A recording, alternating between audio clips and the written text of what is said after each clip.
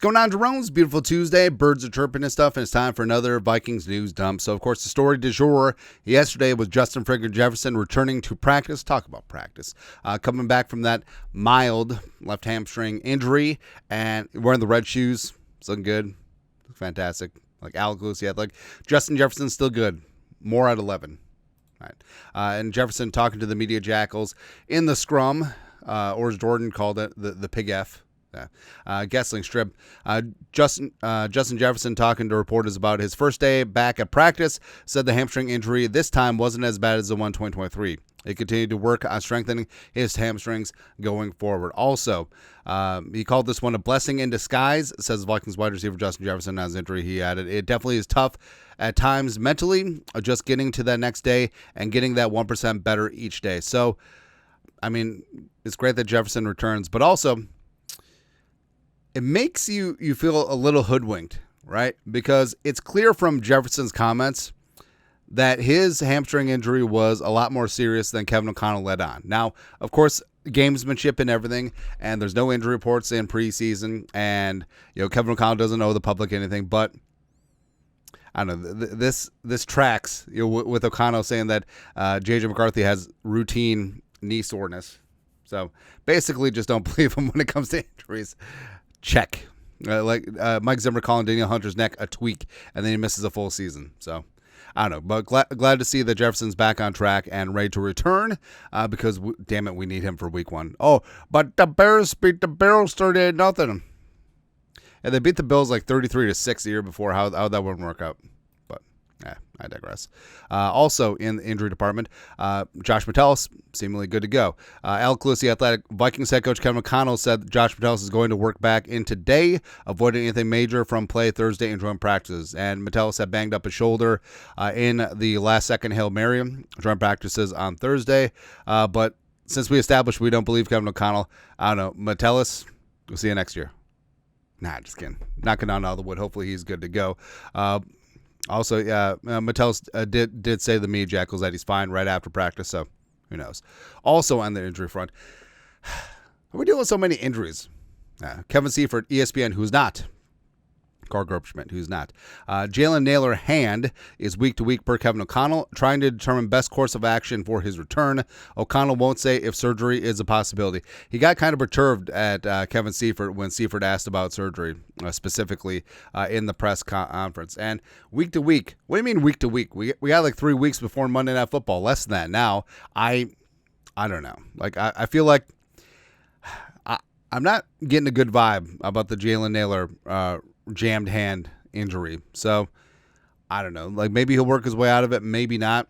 Why was he wearing the red non-contact jersey? And then he said that it's about depth preservation because Addison was being suspended. I don't know about that. But either way, like if Addison is out, we need someone else to step up. Whether it's Ty Felton, whether it's Lucky Jackson, stop dropping things.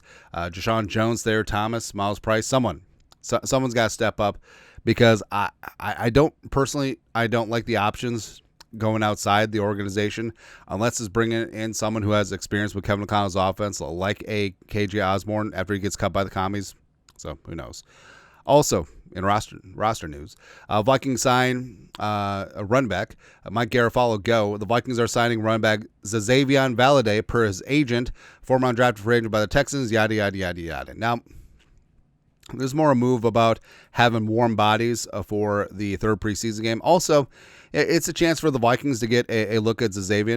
Maybe the Vikings will look to add a practice squad running back throughout the season. And Xavier will already have a couple of practices, probably get some work in the game and go from there. Also, so Jones and Mason not going to play. Does this mean Xavier Scott is in like Flynn? Is he running back 3? It'll be interesting to see between Chandler and Scott who doesn't play, or if they both play, in the third preseason game on Friday against Tennessee. I'll go from there. Also, in UDFA offensive lineman news, 33rd rookie offensive lineman with 15-plus pass protection snaps and 0 goose egg, DeAndre Russell, pressures allowed in week 2 of the preseason.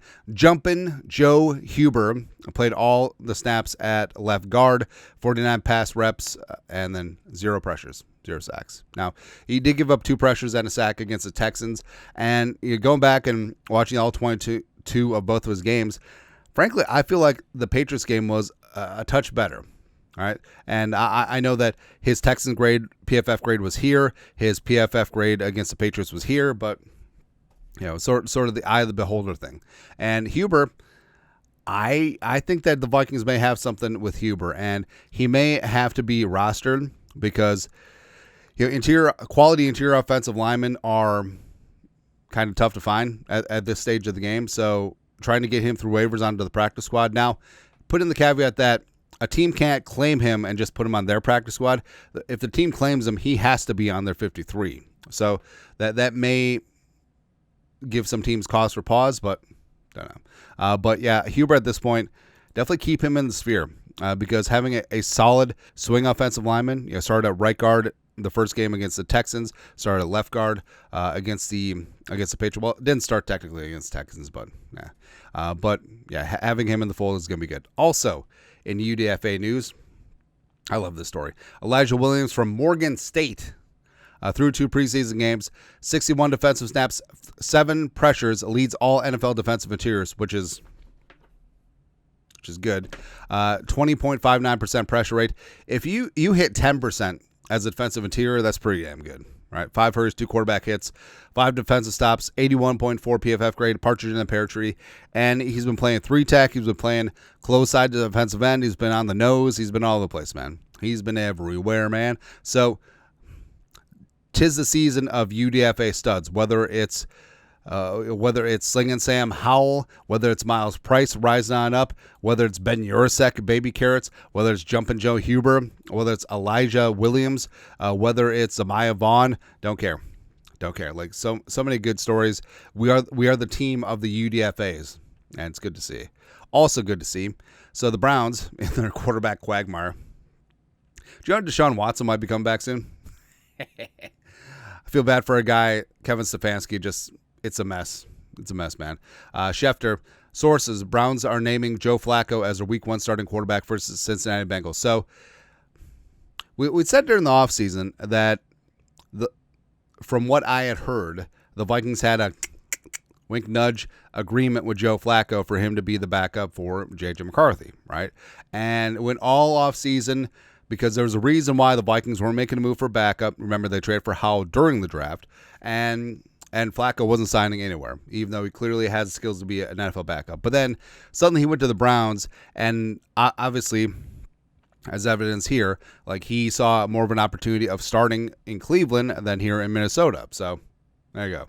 But also of note, because we play Joe Flacco's decrepit ass week 5 in London. So we could play Aaron Rodgers week 4, if he's not bird bones by then, in Dublin, and then Joe Flacco's old ass in week 5. So we're playing about 85 years old combined with the 2 quarterbacks during weeks 4 and 5.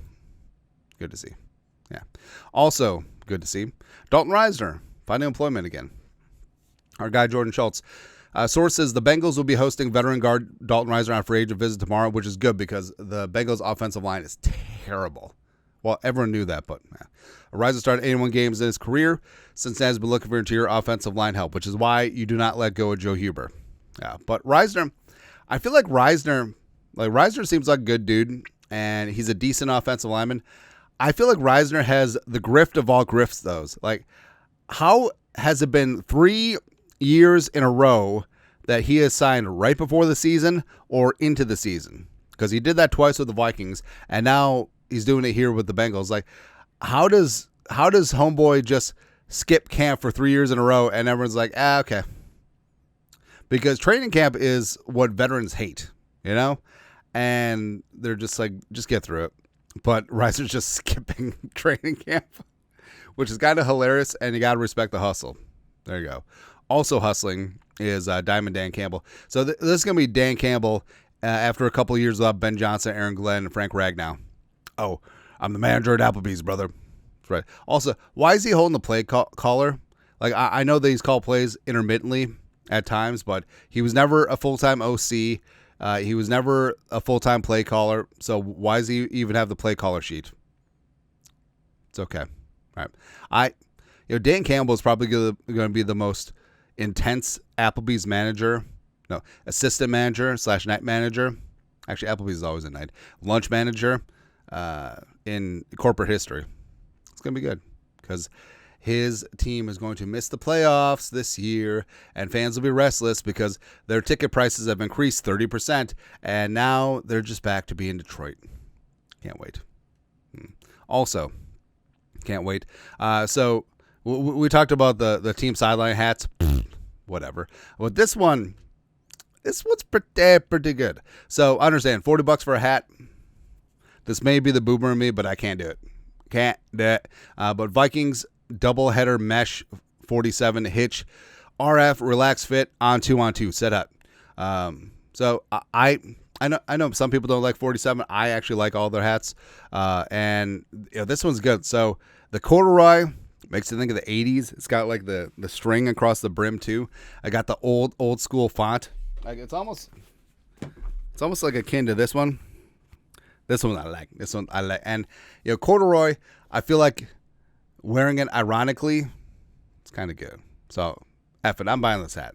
This is going to be a damn good hat. That's all. Anyways, that's it. That's at. Kev Conley needs to wear this hat model. Tuesday Vikings news up. You guys are the best. You know what to do. Skol production value.